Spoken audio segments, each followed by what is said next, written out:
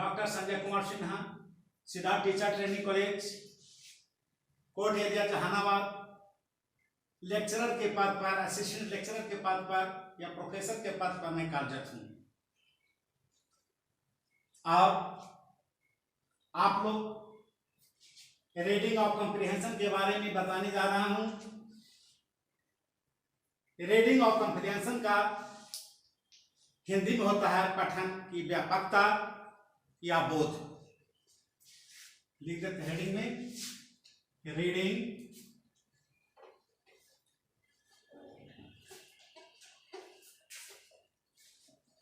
Reading of comprehension.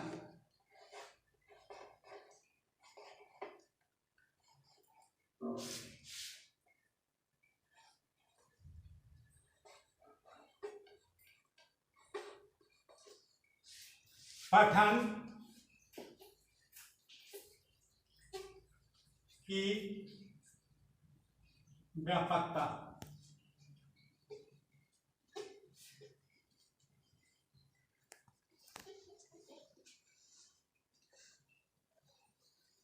आज मैं पठन की व्यापकता के बारे में विस्तृत ढंग से आप लोगों को मैं बताने जा रहा हूं। अब है कि पठन किसे कहते हैं, पठन से आप क्या समझते हैं, what do you mean by the reading. Reading का मतलब होता है पठन। पठन माने होता है पढ़ना। पठन एक ऐसी प्रक्रिया है जिसे बालक सीखकर ही प्राप्त करता है।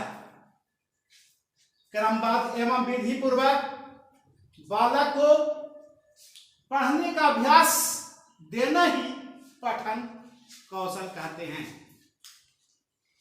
या किसी लिखित या मुद्रित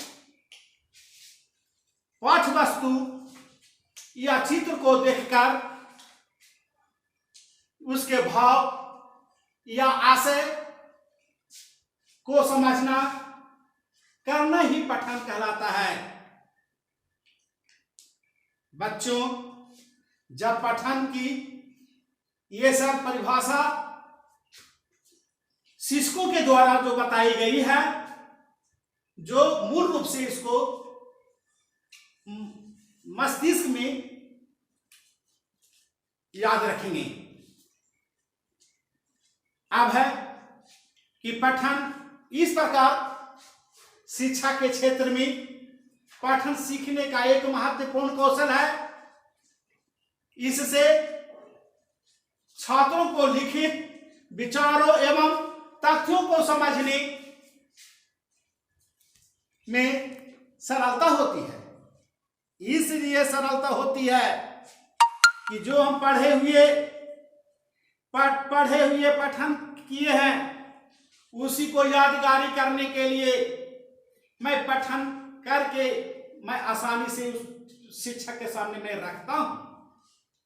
शिक्षक के सामने रखता बच्चे लोग, बालक और बालिकाओं को वह ध्यान पूर्वक से शिक्षक के माध्यम से वे बताते हैं। इससे छात्रों को लिखित विचारों एवं तथ्यों को समझने में सरलता होती है और अर्थ ग्रहण की योग्यता विकसित होती है। अर्थ को समझने की योग्यता के बिना लिखित अथवा मुद्रित पृष्ठों को पढ़कर समझ पाना संभव नहीं है। बच्चों, जबकि हिंदी साहित्य में अमृत रस का पान केवल पाठक ही कर सकता है। पाठक माने बच्चों है ना। पाठक मीन्स क्या होता है, बच्चों। पाठक ही कर सकता है जो मुद्रित पृष्ठों को पढ़कर कार्य ग्रहण की सामर्थ्य रखता है। अब पठन कितने प्रकार के होते हैं बच्चों? पठन दो प्रकार के होते हैं। पठन दो प्रकार के होते हैं, है ना। पठन कितने प्रकार के होते हैं? दो प्रकार के होते हैं। पहला है सस्वर पठन।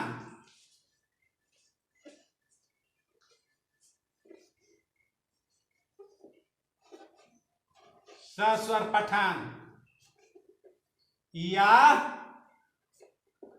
मौखिक पठन।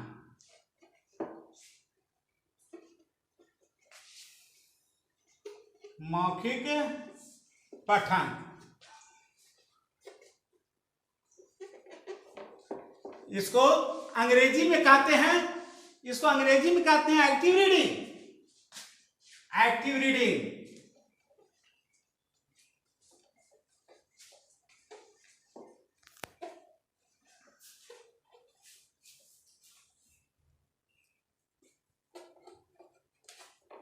और दूसरा मौन पठन।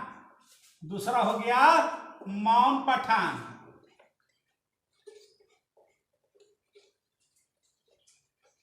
मौन पठन इसको अंग्रेजी में कहते हैं साइलेंट रीडिंग। इसको अंग्रेजी में क्या कहते हैं? Silent reading.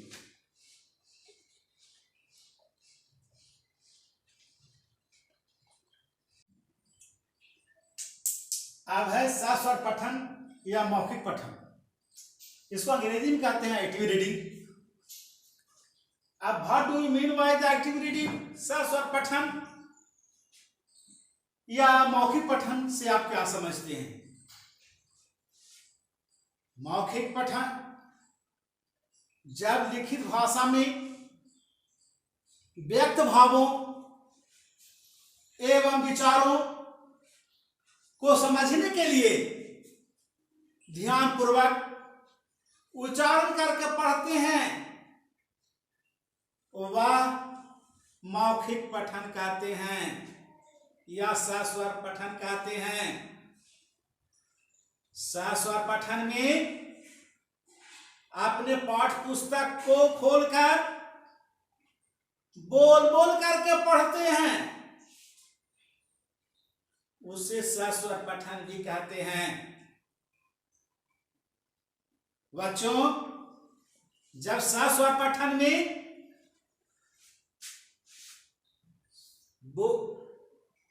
पाठ्य पुस्तक में बोल बोल करके होठ बंद करके नहीं, होठ हिलना चाहिए और वह बोल बोल करके अपने पाठ्य पुस्तक से पढ़ते हैं, उसको सस्वर पठन भी कहते हैं। अब है दूसरा मौन पठन, उसको अंग्रेजी में कहते हैं साइलेंट रीडिंग। साइलेंट रीडिंग उसको कहते हैं कि जो लिखित सामग्री के मन ही मन बिना आवाज निकाले पढ़ना मौन पठन कहते हैं।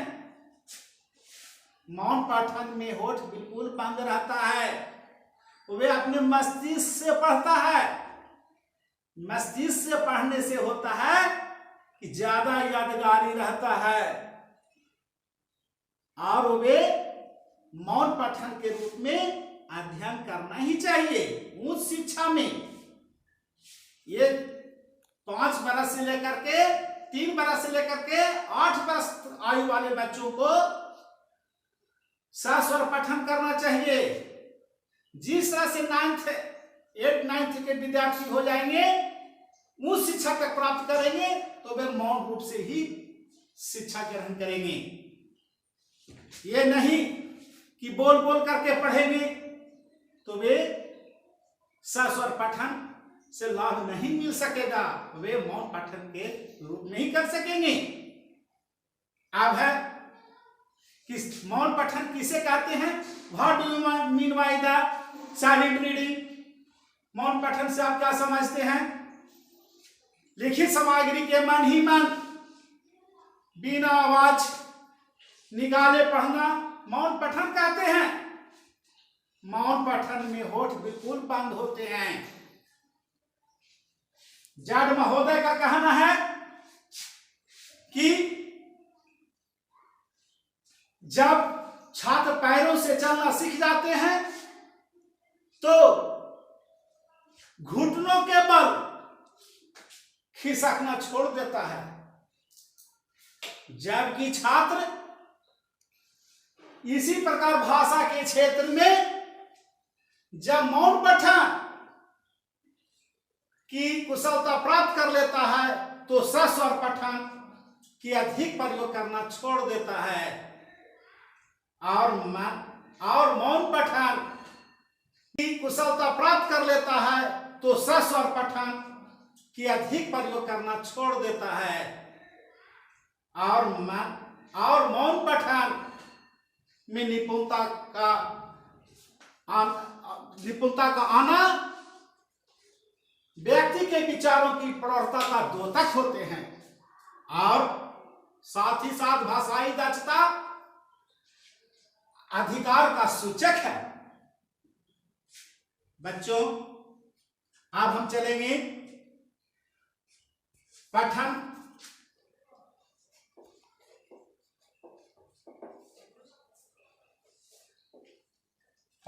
का महत्व।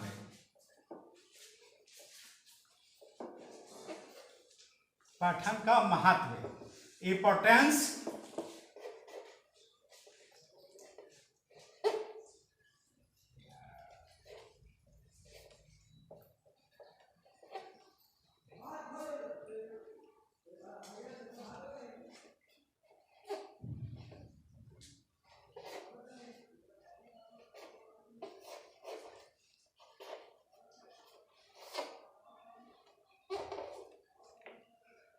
अब पठन का महत्व में आ जाइए।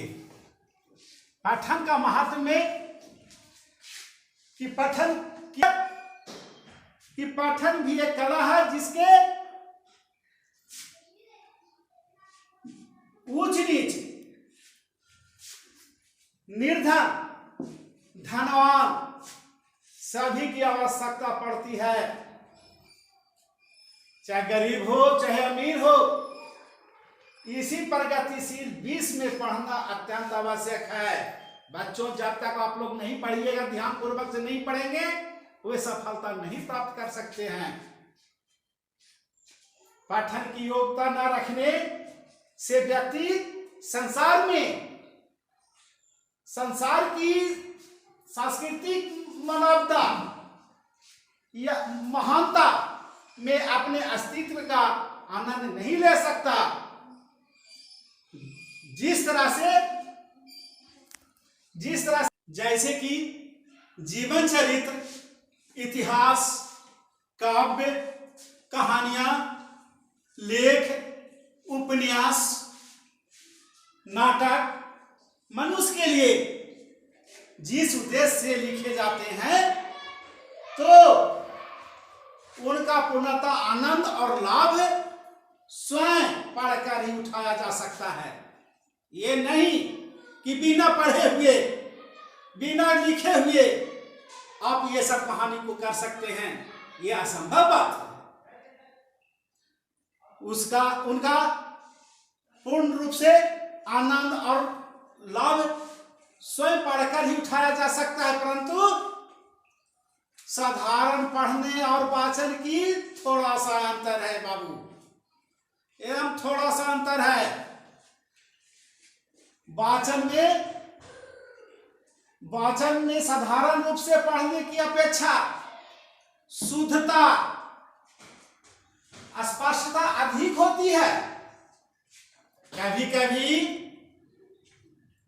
हम दूसरों को वाचन को सुनकर हंस पढ़ते हैं, जैसे आप लोग हमें पढ़ा रहा हूं, उसी तरह कभी कभी हमारी वाणी है जो बोलते हैं तो वह आप लोग के हंसी छूटता है, यानी हंस पड़ते हैं और आवेश में आकर तालियां भी बजाने लगते हैं। इन लोगों में समाज के बड़े बड़े और छोटे से छोटे सभी लोग सम्मिलित होते हैं, परंतु इसमें उनका कोई दोष नहीं है। दोष है तो उनकी शिक्षा का और उनके शिक्षक का, जिन्होंने इन्हें इस प्रकार की शिक्षा दी है।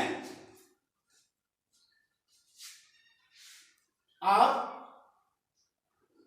साथ साथ में पठन का दूसरा नाम भी वाचन भी हम लोग कहते हैं। आप लोग भी पठन का दूसरा नाम वाचन भी जानते ही होंगे। अब पठन की शुद्धता एवं उसकी सहायता से हमें वार्तालाप या भाषण का ढंग आ जाता है, भाषण देने में समर्थ हो जाते हैं, जिसके परिणाम स्वरूप हम समाज, देश और जाति के अच्छे योग्य नागरिक बन सकते हैं, यानी हो सकते भी हैं। समाज में महत्वपूर्ण स्थान हो सकता है। पठन के द्वारा अनप्रशिक्षित भाइयों का लाभ पहुंचा सकते हैं। यही रीडिंग का महत्व है। आप लोग का फिर दूसरा अगला दिन मैं पढ़ाऊंगा।